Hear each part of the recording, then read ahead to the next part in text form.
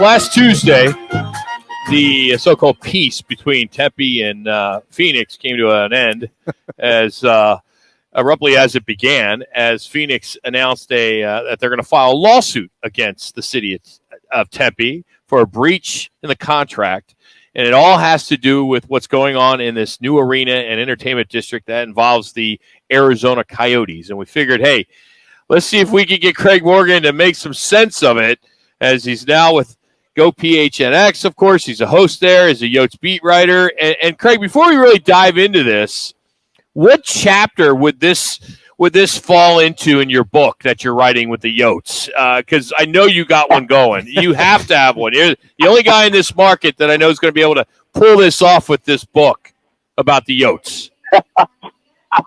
I'm not writing that book until after I move to a country with no extradition laws. So, Craig, thanks for joining us, man. Appreciate it. And you guys are doing a great job on Go PHNX. And, of course, Coach Pete, my neighbor, and we talk every day when he's walking his dog 10 times. But I got to ask you, Tempe and Phoenix, it seems like they continue to have this feud. I mean, they've been doing it for a while. And did this catch Tempe off guard as well as the Yotes when this thing came down on Tuesday? I think it did a little bit, although some people were intimating that something like this could happen. I mean, the timing is awfully funny, right? We're getting really close to the vote. So there are more than a few people speculating that this is just a political ploy. But listen, the reality here is it's a real case. It's probably going to go to a hearing. It could get dragged out. I know there are a lot of theories about why it's happening. And yes, there's definitely been a feud between these two cities. You guys have been around. This goes back as far as the Cardinals, if not even farther, when they tried to build their stadium along the same patch of land or similar patch of land along the river. But, the bottom line is the courts are a really good way to tie things up if you want to delay a project or if you want to create problems. And that appears to be what's happening here unless they settle. And I spoke to a legal expert recently who fully expects this to go to a hearing. This could get dragged out for a while, which is not what anybody on the Coyote side of the coin wants to see.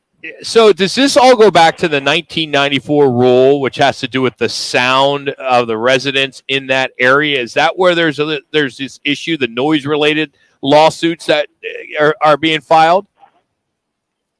Yeah, and you guys have probably read the IGA, the Intergovernmental Agreement between the two cities by now, and it probably comes down to an interpretation. And I don't want to be the one interpreting that. To be honest, I don't know law. Sorry, I have not finished my law degree yet. I started it now that this case has gone on, but I'm nowhere near completion. So really, we have to wait and see how this all gets interpreted. Like I said, unless they decide to settle this, but the vote's still going to happen, guys. The vote's going to happen on May 16th, or it's actually going to be happening sooner.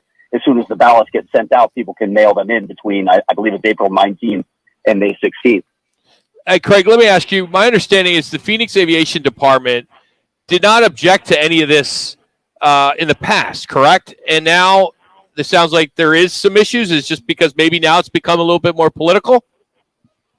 Well, I mean, they in the council chambers when officials got up and spoke, they felt like they had reached a point where they were going to work through this. They thought they had an understanding and they were having good talks. They did say that there were still some issues with this, but they felt like everything was getting resolved. But then you guys probably read those letters that went back and forth between the two sides, and it sounds like at some point they just weren't happy with the answer they were getting. So here we go. I mean, this thing has gotten ugly. I'm sure you've been watching both of the sides now with their public appearances. Hugh Hallman was very articulate and certainly knows this thing inside and out as the former Tempe mayor. He basically called the city of Phoenix bullies, and there may be an argument to be made there. Many of us have thought, or at least wondered, if this was to protect Phoenix's financial interests more than anything else. You can usually follow the money when you're talking about situations like that. But, there may be more objections than just that. So we have to wait and see how it plays out. How do you figure this? And Craig, knowing some of the council members there in Tempe, they are extremely upset. They thought that the majority issues are resolved, nothing like this. And not to put words in their mouth, but I got the feeling they felt they were blindsided with this little act, if you will. Is it resolvable? Can they get resolved on themselves, or does the judge have to make the interpretation and follow the rule of law or his interpretation at that standpoint to move this thing forward. There's always a chance to settle. I mean, yeah, it depends on the terms of that settlement, right? Like you see settlements all the time in cases, but I just don't know where each side is going to draw the line in the sand. I mean, we have a sense of it right now, obviously, but I don't know if at some point they would say, hey, we're not going to risk this entire development over some concessions that we can probably make with the city of Phoenix, or if Tempe says, enough. We're tired of you telling us what we can do in our area. It is within FAA regulations. We know that, guys, right? Yeah. We already know that. So Tempe may say, the hell with it. We're going to fight you on this, and we're going to win. Could you see and it is part of the aviation committee that is doing this, could you actually see, I guess, TV commercials, radio commercials, stuff on social media from them trying to discredit the entire, I guess, entertainment district and flood Tempe with that kind of activity? God, I don't know. I hope not. I won't watch it. I'll tell you that. Yeah. But like nothing would surprise me in this case anymore. You've seen how ugly it's gotten. Listen, there's been a ton of misinformation, right? And there are arguments to be made on both sides of this. And if residents decide that this isn't right for them, I'm fine with that. They're the ones that live there. But what I'm tired of reading is misinformation. Yeah. Mm-hmm. And I've seen a lot of it. Like we had Randy Keating, council member, on our show who showed us a quote that was being used in literature by Tempe First.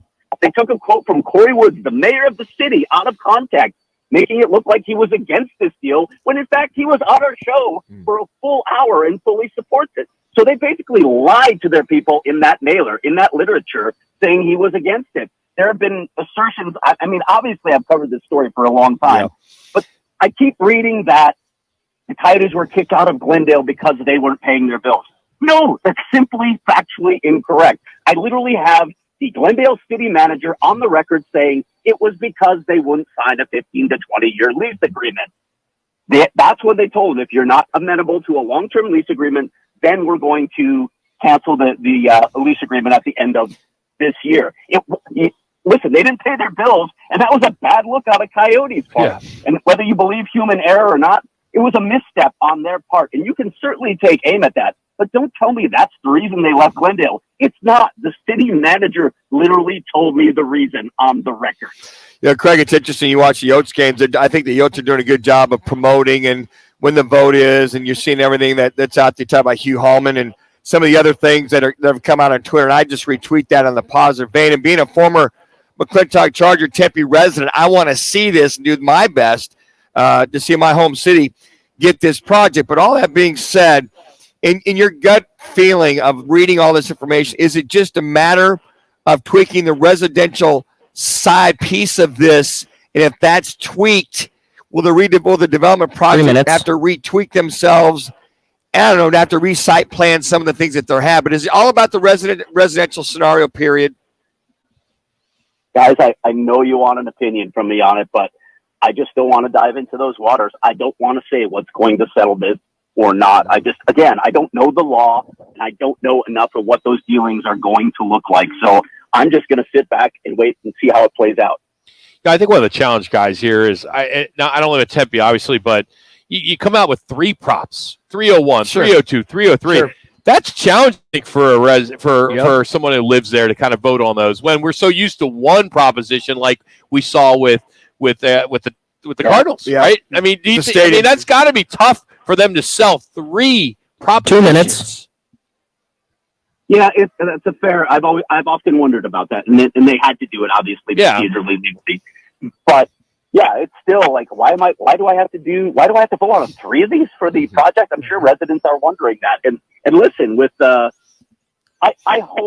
will say this: I hope that Tempe voters who actually cast their ballots are fully informed on this process. Yes, that's I agree. Because I have been out at some of those meetings, guys, and I got to tell you, a lot of the stuff that I've heard is incorrect. They're just factually incorrect. And when some people have engaged me in conversations and I've presented them with facts, and yet still they hold to what they believe or what they've been told. And I'm not saying I'm presenting with them here. I'm going to tell you what the truth is. No, I'm literally showing them public record, and they still don't believe it. Yeah. That's troubling to me. Hey, what do you do with that? Hey, Arizona 1-15-7 on the road since December 1st. They're going to be in Seattle 1 minute. tonight. They're starting to lose now, which is good, right? I mean, we were a little upset that they went on that little run where they're having all the success, but there's a reason why they blew up this franchise is for the future. So you feel that they'll finish strong and continue to lose here, Craig? And Rock's you can comment on that. I know you can comment on that. Rock's doing a lot better now, Craig. He's much happier coming into this 5-game losing streak, whatever it is. So here's the thing, guys. They already cost themselves a chance to get in the top 4. They can't catch those teams now. Yeah. So it's almost like too little, too late. I mean, they could hop Montreal and finish with the 5th worst record. That's about the best you can expect right now, unless San Jose continues on this tear they're on and wins out for the rest of the season. They're probably going to be 5 or 6 worst in the lottery. So the odds are clearly not as good. What we have to hope for as Coyotes fans, as what you guys have to hope for, is a little bit of lottery luck. That thing that has never happened to this franchise in the past. I can tell you this. I'm so impressed with what Keller has done so far this season. What a breakout player it has been for him this year. Yeah, I remember just a few years ago, and I know you guys are referring to the story that I just wrote on him. That took me it felt like a year to write. It was so long. So apologies. Hopefully you got from start to end. But I remember a few years ago talking to multiple league executives about that contract, and the overwhelming opinion was John Chaika overpaid. It's an albatross. They'll never move that contract. They'll never live up to it. Nobody is saying that anymore. In fact, I actually asked people what his worth is now, and it's much more than he's making on an annual basis. Clayton Keller has blossomed into a bona fide NHL superstar before our eyes. It has been fun to watch. He is doing so many things. He's got a more complete game. Everyone you talk to around there talks about the leadership role that he has assumed. And then the measure that I always use when I'm talking about those elite of elite, he's making everybody who plays with him better. It has been fun to watch his maturation.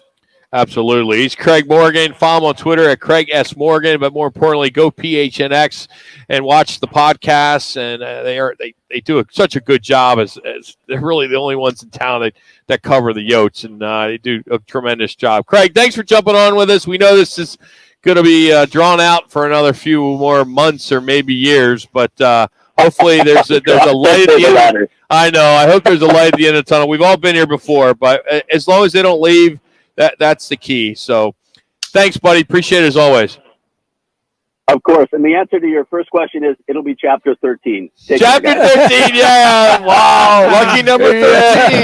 That's good stuff. Craig Morgan joining us. He's